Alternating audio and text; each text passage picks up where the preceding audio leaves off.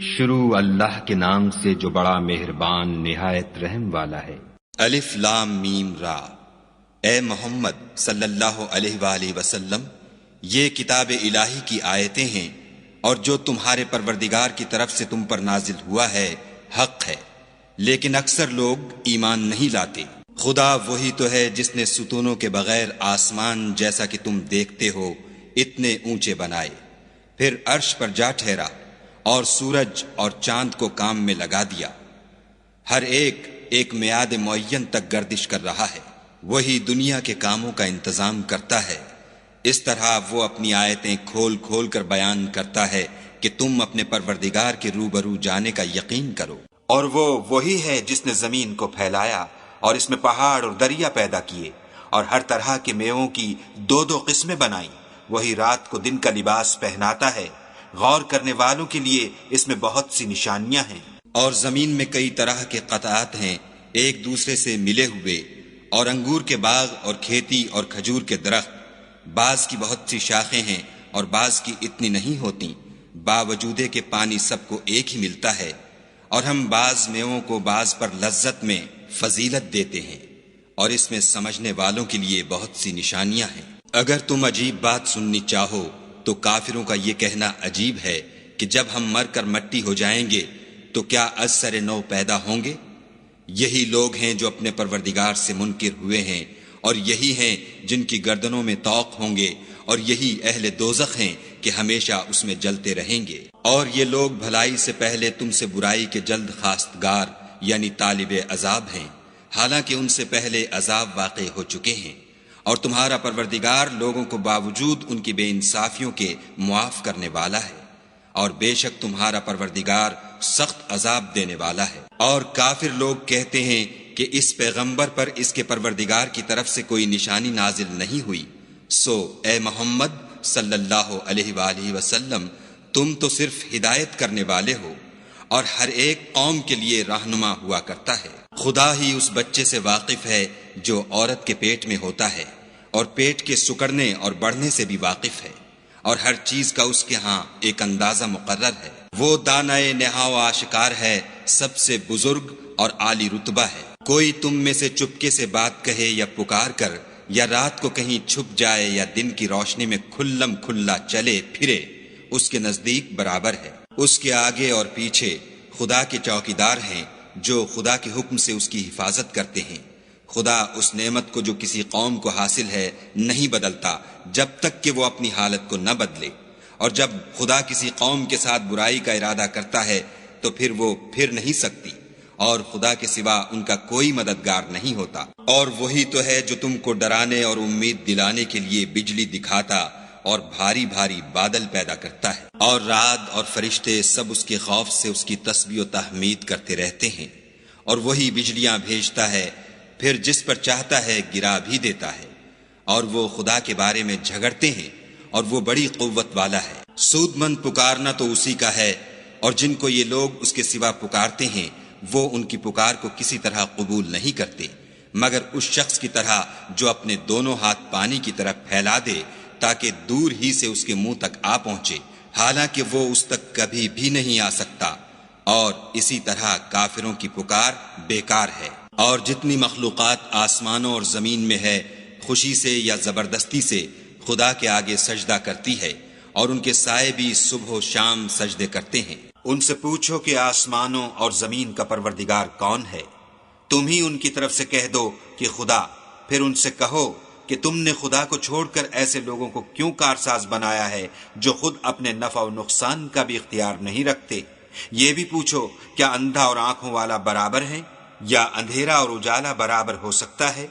بھلا ان لوگوں نے جن کو خدا کا شریک مقرر کیا ہے، کیا انہوں نے خدا کی سی مخلوقات پیدا کی ہے جس کے سبب ان کو مخلوقات مشتبہ ہو گئی ہے؟ کہہ دو کہ خدا ہی ہر چیز کا پیدا کرنے والا ہے، اور وہ یکتا اور زبردست ہے۔ اسی نے آسمان سے میں برسایا، پھر اس سے اپنے اپنے اندازے کے مطابق نالے بہ نکلے، پھر نالے پر پھولا ہوا جھاگ آ گیا، اور جس چیز کو زیور یا کوئی اور سامان بنانے کے لیے آگ میں تپاتے ہیں اس میں بھی ایسا ہی جھاگ ہوتا ہے۔ اس طرح خدا حق اور باطل کی مثال بیان فرماتا ہے۔ سو جھاگ تو سوکھ کر زائل ہو جاتا ہے، اور پانی جو لوگوں کو فائدہ پہنچاتا ہے وہ زمین میں ٹھہرا رہتا ہے۔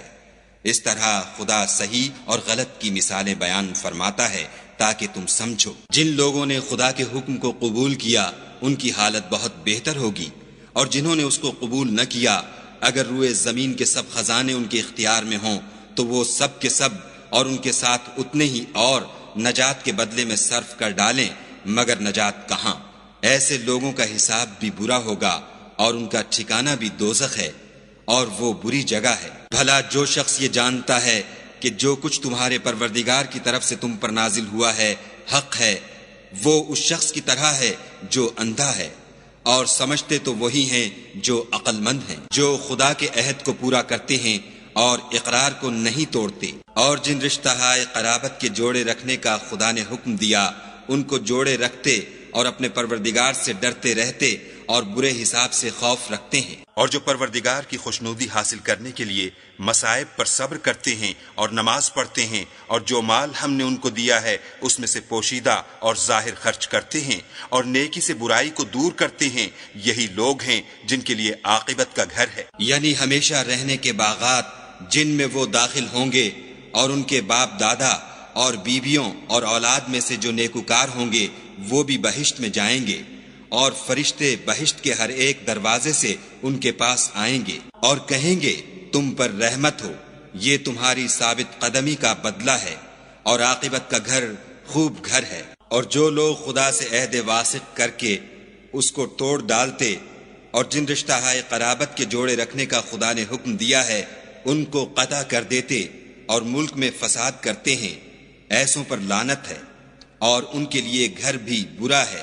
خدا جس کا چاہتا ہے رزق فراخ کر دیتا ہے اور جس کا چاہتا ہے تنگ کر دیتا ہے، اور کافر لوگ دنیا کی زندگی پر خوش ہو رہے ہیں، اور دنیا کی زندگی آخرت کے مقابلے میں بہت تھوڑا فائدہ ہے۔ اور کافر کہتے ہیں کہ اس پیغمبر پر اس کے پروردگار کی طرف سے کوئی نشانی کیوں نازل نہیں ہوئی؟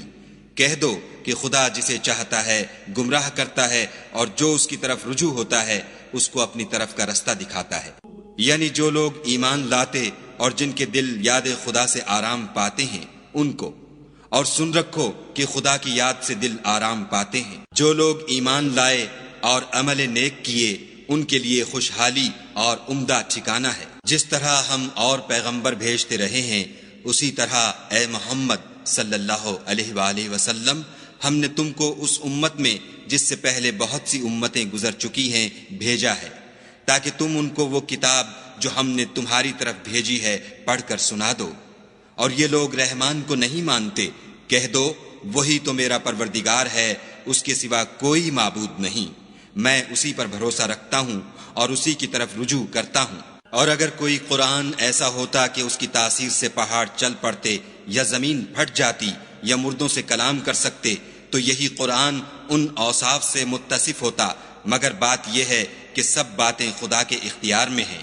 تو کیا مومنوں کو اس سے اطمینان نہیں ہوا کہ اگر خدا چاہتا تو سب لوگوں کو ہدایت کے رستے پر چلا دیتا، اور کافروں پر ہمیشہ ان کے اعمال کے بدلے بلا آتی رہے گی یا ان کے مکانات کے قریب نازل ہوتی رہے گی، یہاں تک کہ خدا کا وعدہ آ پہنچے۔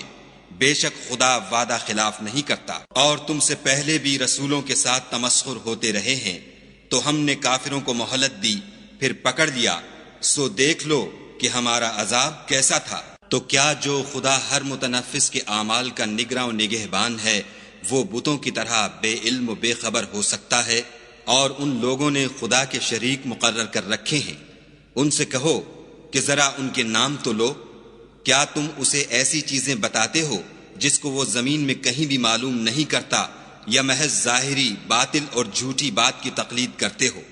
اصل یہ ہے کہ کافروں کو ان کے فریب خوبصورت معلوم ہوتے ہیں اور وہ ہدایت کے رستے سے روک لیے گئے ہیں، اور جسے خدا گمراہ کرے اسے کوئی ہدایت کرنے والا نہیں۔ ان کو دنیا کی زندگی میں بھی عذاب ہے اور آخرت کا عذاب تو بہت ہی سخت ہے، اور ان کو خدا کے عذاب سے کوئی بھی بچانے والا نہیں۔ جس باغ کا متقیوں سے وعدہ کیا گیا ہے اس کے اوصاف یہ ہیں کہ اس کے نیچے نہریں بہہ رہی ہیں، اس کے پھل ہمیشہ قائم رہنے والے ہیں اور اس کے سائے بھی۔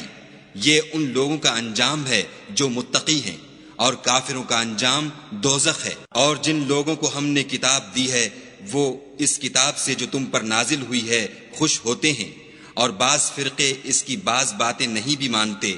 کہہ دو کہ مجھ کو یہی حکم ہوا ہے کہ خدا ہی کی عبادت کروں اور اس کے ساتھ کسی کو شریک نہ بناؤں۔